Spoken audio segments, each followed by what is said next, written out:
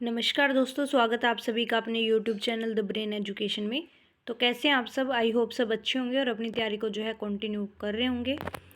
तो आपकी जो है पिछली क्लासेस में आपको पता है जैसे कि हमने जो है एसएसटी के question paper, previous year question paper जो हम सोल्व कर रहे हैं, ठीक है। तो आपके जो है इसमें 3 क्वेश्चन पेपर सोल्व हो चुके थे। तो ये जो आपका 4th क्वेश्चन पेपर है, ठीक है, जिसमें हमने जो है 30 क्वेश्चन कवर कर चुके हैं और आगे के जो क्वेश्चन हैं हम आज कर लेंगे। तो आप सभी को ये सीरीज़ कैसी लग रही है, सभी लाइक शेयर कमेंट करके ज़रूर से ज़रूर बताया करें। जैसे कि आप सभी को पता है अपना ये चैनल जो है द ब्रेन एजुकेशन, भाई इसका कुछ नहीं पता, ये बंद भी हो सकता और नहीं भी हो सकता, ठीक है, क्योंकि इसकी जो है रिपोर्ट की हुई है किसी ने। तो आप जो है अपना चैनल आप RWA रोजगार विद अमित, इसका जो हम डिस्क्रिप्शन में लिंक भी दे देंगे आपको, तो उसको जो है आप सभी ज़्यादा से ज़्यादा सपोर्ट करें। उस पर भी जो आपके CET के लिए काफ़ी अच्छी सीरीज़ स्टार्ट की गई है। तो जाओ और क्लासेस को देख के आओ, आपको क्लासेस कैसी लग रही हैं सभी कमेंट करके ज़रूर से ज़रूर बताया करें। तो ज़्यादा टाइम ना वेस्ट करते हुए अपनी क्लास की तरफ बढ़ते हैं। तो क्वेश्चन नंबर 31 है आज का आपका। द्वितीय विश्व युद्ध में किसने पोलैंड को हर संभव सहायता प्रदान करने का आश्वासन दिया? तो किसने दिया? ब्रिटेन और फ्रांस ने। किसने दिया? ब्रिटेन और फ्रांस ने। द्वितीय विश्व युद्ध एक वैश्विक संघर्ष था जो 1939 से 1945 के बीच हुआ। उस समय सभी महान शक्तियों सहित दुनिया के अधिकांश देशों ने दो प्रतिस्पर्धा सैन्य गठबंधन, मित्र राष्ट्र और धुरा राष्ट्र के रूप में विभाजित थे।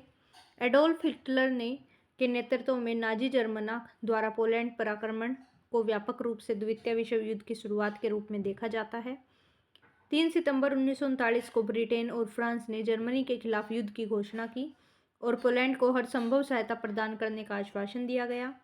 27 सितंबर 1940 को त्रिपक्षीय समझौता पर हस्ताक्षर करके जापान ने जर्मनी और इटली के साथ जो है गठबंधन कर लिया था। नेक्स्ट क्वेश्चन है, निम्नलिखित में से कौन सा ज्वालामुखी सकर्म पैसिफिक बोल्ट में नहीं पाया जाता? तो कि कौन सा नहीं पाया जाता? Mount Vesuvius. कौन सा? Mount Vesuvius. तो mount Pinatubo, mount Saint Helens और माउंट किलायू ज्वालामुखी सकर्म पैसिफिक बेल्ट में पाया जाता है, जबकि माउंट विसुवियस मध्य महाद्वीपीय पेटी में पाया जाता है। मध्य महाद्वीपीय पेटी यूरेशिया महाद्वीप का मध्यवर्ती भाग में नवीन विलितो पर्वतों के सहारे पूर्व से पश्चिम की ओर फैली हुई है। नेक्स्ट क्वेश्चन है क्वेश्चन नंबर 33। बहुत अधिक वाष्पीकरण के कारण लाल समुद्र में सबसे ज़्यादा लवणता होती है, ये किस महासागर में है? तो कौन से महासागर में है ये सभी बताइए। तो ये जो है हिंद महासागर में। किस में है ये? हिंद महासागर में है। इसका अत्यधिक वाष्पीकरण के कारण लाल समुद्र में सबसे ज़्यादा लवणियाँ पाई जाती है। महासागरों की औसत लवणता 35% है। प्रशांत महासागर की औसत लवणता 31 से 35% है। अटलांटिक महासागर की औसत लवणता 36% है और हिंद महासागर की कितनी है? 35%। याद रह जाएगी। नेक्स्ट क्वेश्चन है, फासीवाद सर्वाइवल ऑफ द फिटेस्ट सिद्धांत में विश्वास करते हैं और यह किसके द्वारा प्रतिपादित किया गया था? तो ये जो है चार्ल्स डार्विन के द्वारा प्रतिपादित किया गया था। किसके द्वारा? चार्ल्स डार्विन के द्वारा। फासीवाद या कट्टरवाद सर्वाइवल ऑफ द फिटेस्ट स्वस्तम की उत्तरजीविता सिद्धांत में विश्वास करते हैं तथा यह चार्ल्स डार्विन द्वारा प्रतिपादित किया गया था। चार्ल्स डार्विन की किताब on the origin of species को पढ़ने के बाद इस पद का प्रयोग सबसे पहले हर्बर्ट स्पेंसर ने किया था। स्वस्थम की उत्तरजीविता एक पद है जो प्राकृतिक चयन के सिद्धांत से हुई है तथा प्रजनन सफलता इसकी जैविक अवधारणा है। इसका अर्थ है कि यह जो रूप उत्तरोत्तर पीढ़ियों में स्वयं की सबसे ज़्यादा प्रतियां छोड़ देगा और वह जीवित रहेगा। नेक्स्ट क्वेश्चन है क्वेश्चन नंबर 35। 1933 में वे जर्मनी के चांसलर बने, लेकिन जल्द ही लोकतंत्र को नष्ट कर दिया और अपनी तानाशाही स्थापित कर ली। दी गई पंक्तियों में निम्नलिखित में से किस व्यक्तित्व की बात कर रही है? तो किसकी कर रहे हैं? एडोल्फ हिटलर की। किसकी कर रहे हैं? एडोल्फ हिटलर की। ये जो है जर्मन राजनेता थे और 1933 से 45 में अपनी मृत्यु तक जर्मनी पर शासन किया। किसने? एडोल्फ हिटलर ने। किस पे किया? जर्मन पे शासन किया। 30 जनवरी 1933 को जर्मनी के राष्ट्रपति हिंडनबर्ग ने हिटलर को चांसलर के पदभार संभालने का न्योता दिया।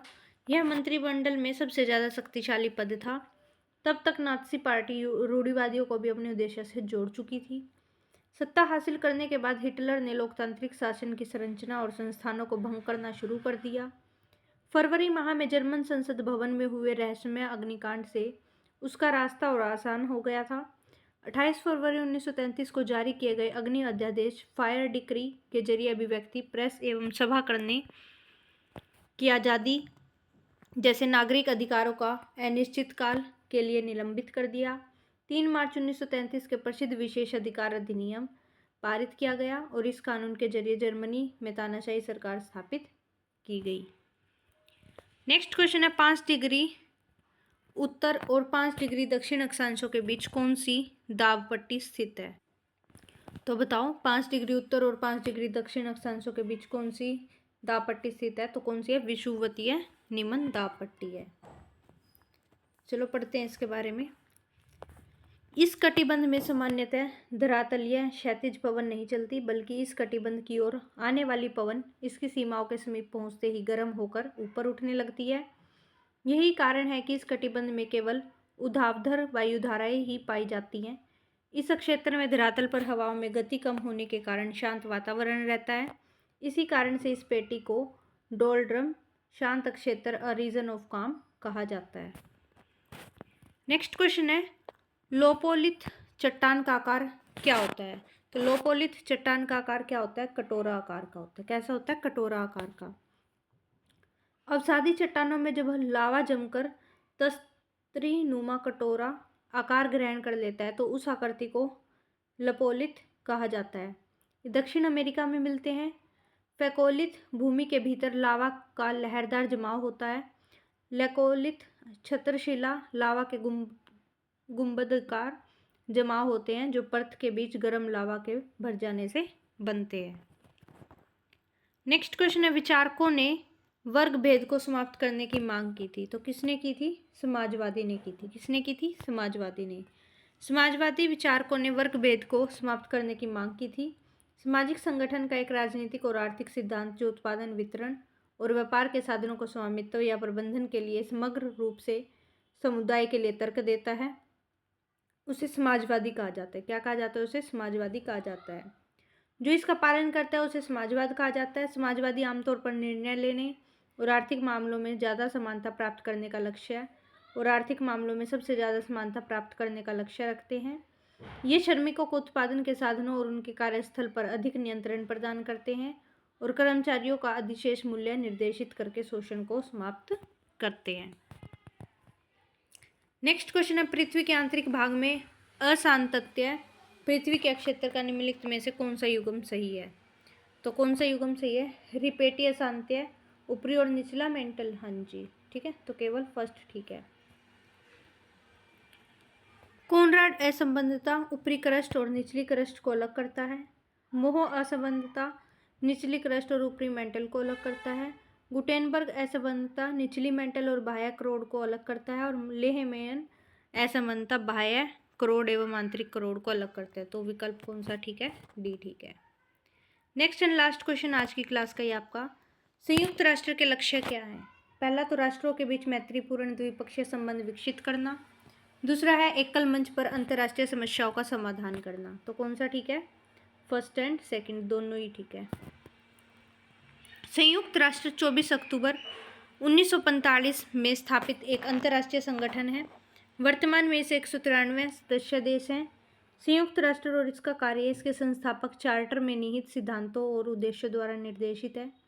संयुक्त राष्ट्र के लक्ष्य इस प्रकार है: राष्ट्रों के बीच मैत्रीपूर्ण द्विपक्षीय संबंध विकसित करना।